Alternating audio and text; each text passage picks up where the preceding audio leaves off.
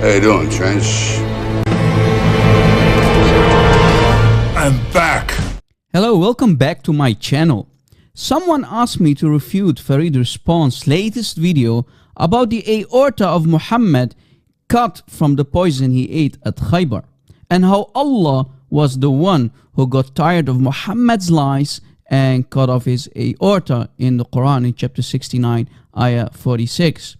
By the way, I did many refutation videos of Farid, so if you are interested to watch those videos, then you can find them in my playlist, which I created specially for Farid Response. Make sure to get yourself some popcorn while you're watching my many videos about this joker for entertainment purposes, just like this one. You know, the Muslim apologists of today don't care about the truth anyway. In this video, you'll understand why once again. Now, Farid tried to refute Dr. David Wood about the so-called difference between the Abhar and Al-Watin. Now, Farid really did try his best and tried to explain that according to the scholars of the Arabic language, there is a huge difference between Al-Watin, which we can find, as I mentioned earlier, in chapter 69, ayah 46 of the Quran, and in Sahih al-Bukhari, hadith number 4428, where Muhammad says he feels that his aorta is being cut off by the poisoned meat he ate at Khaybar. And by the way, there's nothing called as if in the Arabic text in this very hadith. Of course, nothing but a deception by the Muslim translators and scholars in Islam. But what else is new? Now guys, let us hear what Farid has to say, and we will see if this guy has any shame left in his aorta, or he's going to deceive his audience again and lies for his fame and fortune. Let's see if this is another time for me to step in again and spank him without any mercy and put him in his place. Alright, فرجينا عرض كتافك يا فريد.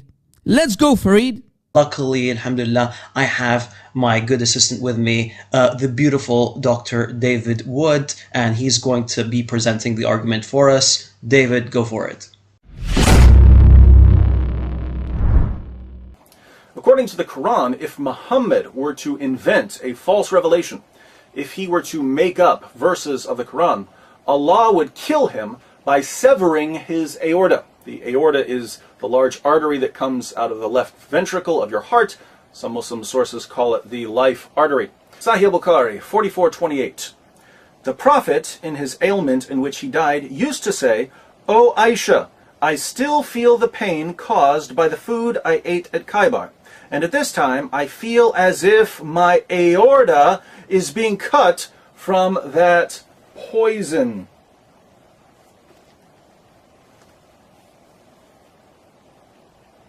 What's that, Muhammad? Something about your aorta being cut? That's funny. I seem to recall someone telling us that if he were going to kill you for being a false prophet, he'd do it by severing your aorta. Now that would almost be a compelling argument. However, if we return to the actual hadith that's being quoted, we'll find that it actually falls a bit short. The report in Arabic speaks of what we refer to as al-Abhar, which should not be confused with al-Watin or the aorta. Now let me refute this lying and conniving dawah-gandist by using one of the most famous scholars, namely the scholar and Sheikh Ali Jum'ah. Let us see how he translates the word Abhar. Is Abhar the aorta, ya Sheikh Ali Jum'ah? الأبهر اللي هو الأورطة، يقولوا إيه؟ الأورطة اللي هو في العربي الأبهر. أبهري اللي هو الأورطة ده. Wait, I did not hear you. الأبهر اللي هو الأورطة. What is the meaning of al-Abhar, ya Sheikh? الأبهر اللي هو الأورطة. So according to the famous and native Arabic-speaking Sheikh Ali Jum'ah, al-Abhar means the aorta. So it turns out that Farid is lying again? What a surprise. By returning to the works of classical linguists and classical scholars, we find them clearly differentiating between al-Abhar and al-Watin. We find several scholars specifically stating that al-Abhar is located in the back, while al-watin is located at the heart. Well, Farid, if you agree with those so-called scholars of the Arabic language, then that means both of you are idiots. Honest to God, and here is why. Here is a picture that I put specially for you, Mr. Farida. You see, this is the aorta in red. It starts at the heart and it makes a nice turn down, and then it keeps extending all the way, let's say, through your abdomen and spine in the back of your body and whatnot. So it's one and the same aorta. If Allah decides to cut here, or Allah decides to cut there in Muhammad's body, it's the one and the same aorta. Al-watin or al-abhar is the same. You idiot. You're only sugarcoating, you're only deceiving yourselves and your poor, ignorant, ultra-crepidarian ummah. An illiterate nation who cannot understand and think for themselves. Think, ya Muslimin, and see how people like Farid Response are deceiving you. And you're still applauding them, right? You are enjoying their deception. And you still are swallowing their deception, their makr, as if it is nothing. You are allowing them to poison your minds. Wake up, ya Muslimin. Please wake up. We don't hate you. We only ask you to think, to use your God-given brains. Please wake up. Let us continue. Let's see what this guy has to say more. We find several scholars specifically stating that al-abhar is located in the back, while al-watin is located at the heart. This has been made clear by linguists such as al-Athram, al-Bandaniji, al-Hunnai, al-Suhari, and others. Now, Dr. David Wood would have realized this if he knew some Arabic and if he realized that the word al-abhar and al-watin don't exactly sound alike. Yeah, Sheikh Farid, can you tell us again what the names of those scholars are? One more time. This has been made clear by linguists such as al-Athram, al-Bandaniji, al-Hunnai, al-Suhari, and others. Okay, that's perfect. Thank you, Mr. Farid Response. Now here, Farid was again very, very nice, and he provided in a pinned comment under that video who those so-called classical scholars are. You know, the funny thing is, suddenly all these classical scholars became medical doctors like our friend Farid here. And this reminds me of a very famous medical doctor. What was his name again? I'm a medical doctor. I know what I have to do, but I don't know if I have the strength to do it. Oh yeah, it was Zakir Naik who claimed to be a medical doctor, like all of you Muslims. Suddenly all of them are medical doctors. Anyway, since Farid provided a list of names of scholars and their books, let us go, let's say, to this guy, Al-Bandaniji, in his book called Al-Taqfiyya fil Lugha, on page 186, since Farid's response is saying that these scholars differentiated between al-watin, which is supposedly the vessel at the heart, and al-abhar, which is supposedly the vessel in the back. Here is the book of Al-Bandaniji in Taqfiyya fil Lugha. That's the book title. And let us go to page 186. Here you see 186. This is the page. Let's scroll down to show you 186 for the people who know Arabic. 186. All right, let us go back. And I think Farid is talking about this part here. It says Al-Abhar Araq fi al-Dahr. So it's a vein in the back and in the heart. Al-Watin. Do you see it? Al-Watin. So it's the same artery.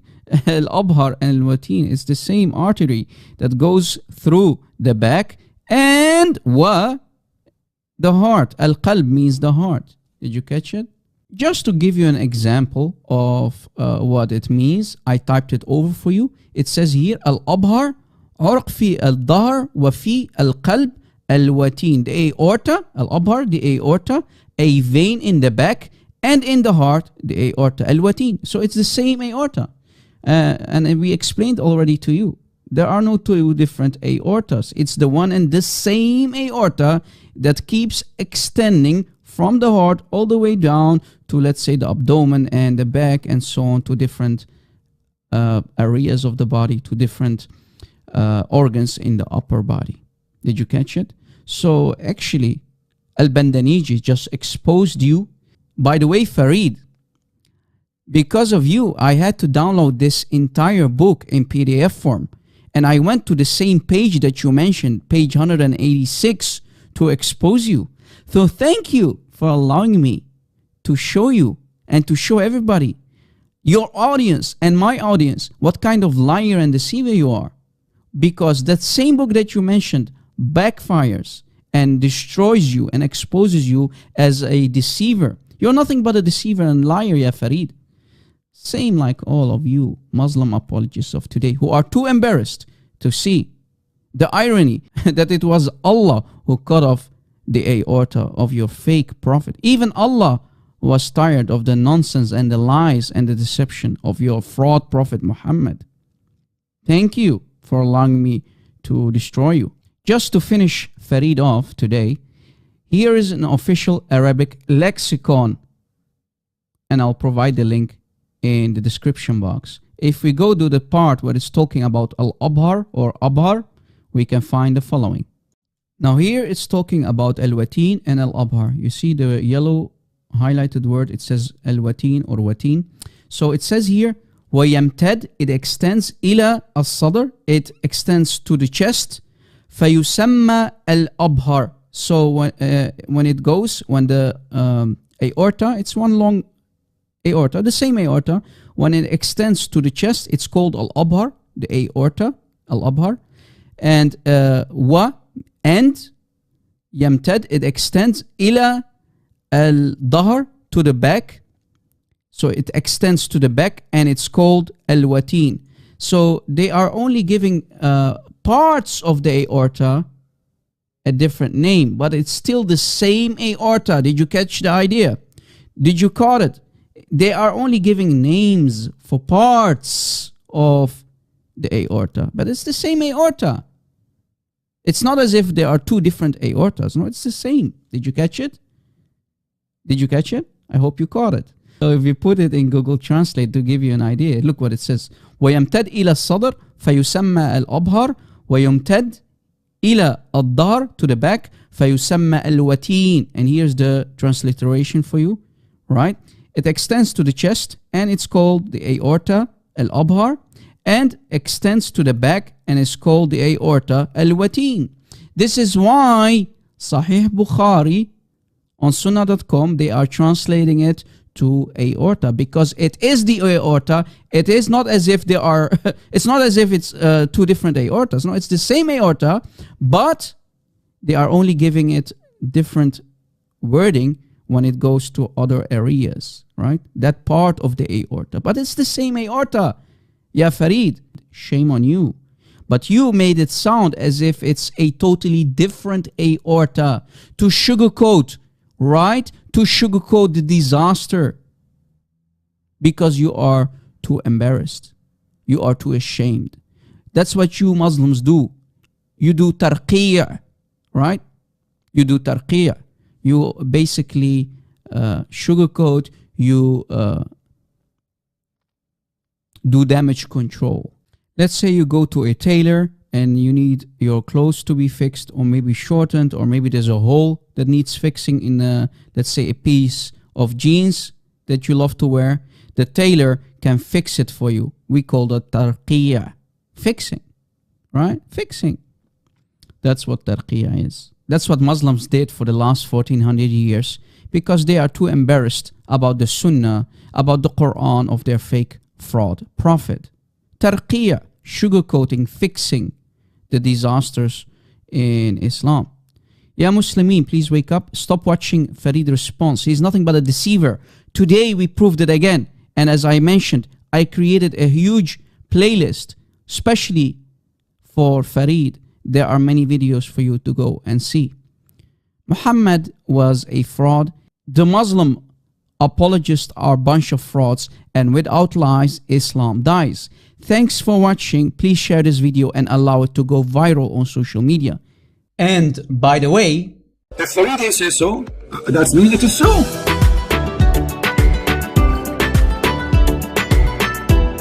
I want to share a piece of a clip with you, which is from this individual called Farid. I went to his video in which he's trying to refute my moon splitting, and look what I found. Look what his argument is. You would expect that the Persians and the Romans, in this time the Byzantines, would document such a miracle, because both of them, especially the Romans, kept records strictly of pretty much everything. There's another issue with Radwan's assumption here. One of the reasons why we do not have heaps of documented evidence was because most people were asleep at night. Remember, this is the 7th century. The argument here is we don't have any secondary reports of the moon splitting in two in the 7th century because it happened at night, because people were sleeping. People were sleeping. They didn't see that because people were asleep. Because most people were asleep at night.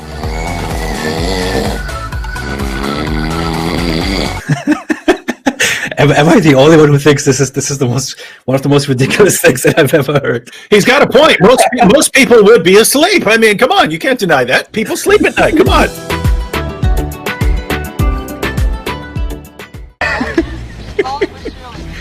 You are so silly.